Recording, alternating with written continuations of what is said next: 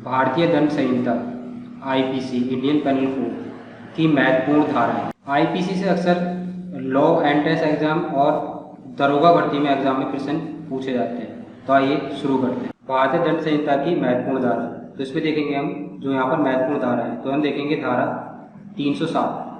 यहाँ पर हत्या का प्रयास, जब कोई व्यक्ति किसी व्यक्ति की हत्या का प्रयास करता है और वह व्यक्ति हत्या करने में नाकाम रहता है, यानी जिस व्यक्ति पर हमला किया गया है उसकी जान नहीं जाती, तो उसके लिए लगेगा धारा 307, मतलब वह व्यक्ति मरा नहीं है। धारा 302 हत्या के लिए, यह धारा लगेगी हत्या के लिए अगर यह साबित हो जाती है तो हत्या करने वाले व्यक्ति को उम्र कैद, फांसी की सजा और साथ में जुर्माना भी हो सकता है। धारा 304A लापरवाही से मृत्यु, अगर कोई व्यक्ति लापरवाही से किसी अन्य व्यक्ति की हत्या कर देता है तो उसके लिए आईपीसी की धारा 304 लगेगी। तो हम कह सकते हैं यहाँ पर धारा 304 कहाँ लगेगी, जब लापरवाही की वजह से किसी की जान चली जाती है। यहाँ पर हम देखेंगे तो 2 साल तक की सजा, जुर्माना या दोनों हो सकते हैं। यह अधिकतर सड़क दुर्घटना के मामले में किसी की मौत हो जाने पर अक्सर इस धारा का इस्तेमाल होता है। धारा 376 बलात्कार के लिए। धारा 395 यहाँ पर लगेगा ये डकैती, आईपीसी की धारा 395 डकैती के लिए लगाई जाती है। अगर हम यहाँ पर देखें 4 या 4 से कम व्यक्ति मिलकर अगर कहीं पर लूटपाट कर रहे हैं तो वहाँ धारा 392 लगेगी। याद रखिएगा 4 या 4 से कम व्यक्ति अगर कहीं पर लूटपाट कर रहे हैं तो वहाँ धारा 304 लगेगी।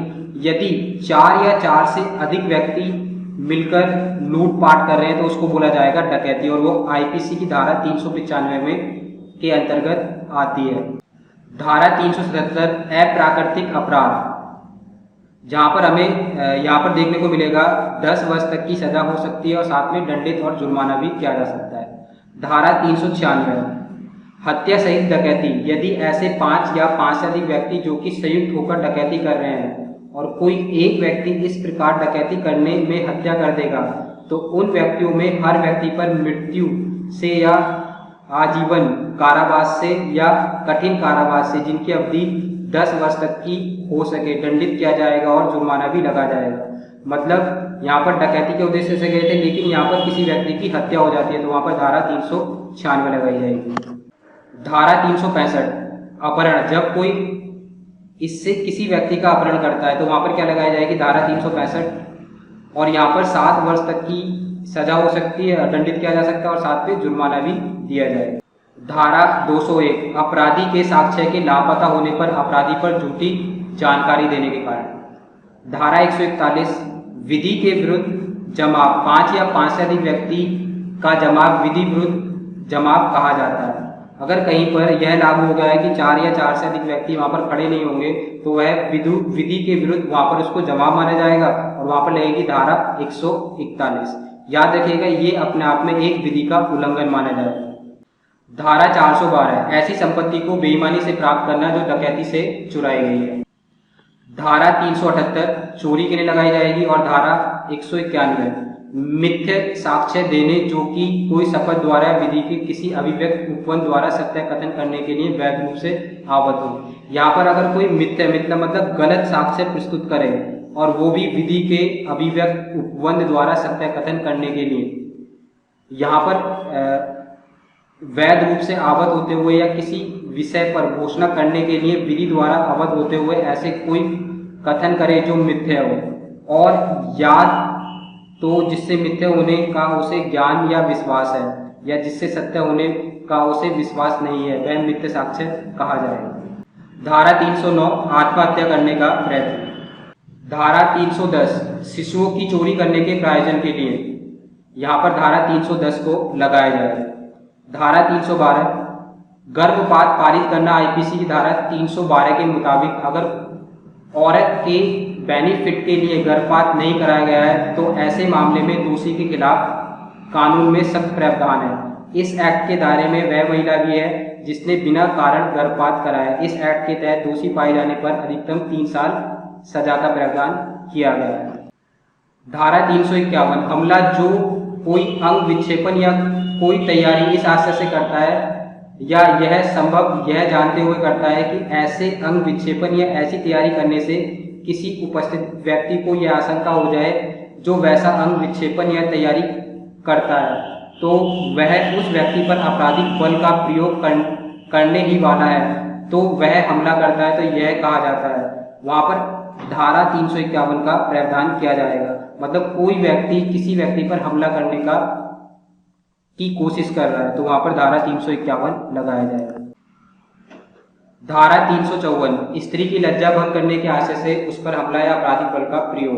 धारा 362 अपहरण, जो किसी व्यक्ति को किसी स्थान से जाने के लिए बल द्वारा विवश करता है या किन्हीं प्रवचनपूर्ण उपाय द्वारा उत्पादित करता है, वह उस व्यक्ति का अपहरण है या कहा जाता है, तो धारा 362 अपहरण के लिए लगाया जाएगा। धारा 494 पति या पत्नी के जीवन काल में विवाह, मतलब पति या पत्नी के जीवित रहते हुए दूसरी शादी के लिए यहाँ पर लगाया जाएगा, जो कि अपराध माना जाएगा, धारा 394। 420 आईपीसी इंडियन पेनल कोड छल करना, किसी के साथ छल करना और संपत्ति परिषद करने के लिए बेईमानी से प्रेरित करना, तो वहाँ पर लगेगा धारा 420। धारा 499 मानहानि, किसी के मान को ठेस पहुँचाना, मानहानि। धारा 511 आजीवन कारावास या अन्य कारावास से दंडनीय अपराध, याद रखिएगा धारा 511 आजीवन कारावास या अन्य कारावास के लिए दंडनीय अपराध। धारा 54 मृत्युदंड आदेश का लघुकरण करना, मतलब जो मृत्युदंड दिया गया है उसको मृत्युदंड को खत्म करके आजीवन कारावास में बदल देना, मतलब लघुकरण, मतलब उसको छोटा कर देना। धारा 551 समुचित सरकार की यहाँ पर परिभाषा दी गई है। धारा 55 आजीवन कारावास के दंड के आदेश का लघुकरण करना, जो आपको आजीवन कारावास है, अगर किसी व्यक्ति को आजीवन कारावास दिया गया है तो उसके दंड के आदेश का लघुकरण करना, मतलब उसको छोटा कर देना है, 8 साल 10 साल में परिवर्तित करना, मतलब उसके आजीवन कारावास को छोटा करना। धारा 55। धारा 120 आपराधिक संयंत्र की परिभाषा, अगर कोई आपराधिक संयंत्र बना रहा है तो उसमें धारा 120 लगाई जाएगी। धारा 124 यहाँ पर देखेंगे बहुत ज़्यादा एग्जाम में पूछा जाता है, धारा 124 देशद्रोही। देशद्रोही के लिए यहाँ पर अगर कोई व्यक्ति लिखित रूप से या मौखिक शब्दों से, याद रखिएगा, या मौखिक शब्दों से या फिर चिन्ह या फिर प्रत्यक्ष या अप्रत्यक्ष तौर पर नफरत फैलाने या फिर असंतोष जाहिर करने पर देशद्रोही का मामला दर्ज किया जाता है। तो यहाँ पर हम देखेंगे जो देशद्रोही लगाया जाएगा वह जो व्यक्ति इस तरह का कार्य कर रहा है, नफरत फैलाने का, असंतोष फैलाने का, वह लिखित रूप से भी देखा जाएगा, मौखिक रूप से भी, चिन्ह या प्रत्यक्ष या अप्रत्यक्ष रूप से, तो वहां पर धारा लगेगी 124 देशद्रोही के लिए। धारा 146 बलवा करना। धारा 362 अपहरण। धारा 313 स्त्री की सहमति के बिना गर्भपात कराना, वहां पर लगेगा धारा 313। धारा 197 मिथ्या प्रमाण पत्र जारी करना या हस्ताक्षर करना, मतलब फर्जी जो प्रमाण पत्र है, ओरिजिनल प्रमाण पत्र के स्थान पर फर्जी प्रमाण पत्र जारी करना या फिर फर्जी हस्ताक्षर करना, तो उसके लिए लगेगी धारा 197।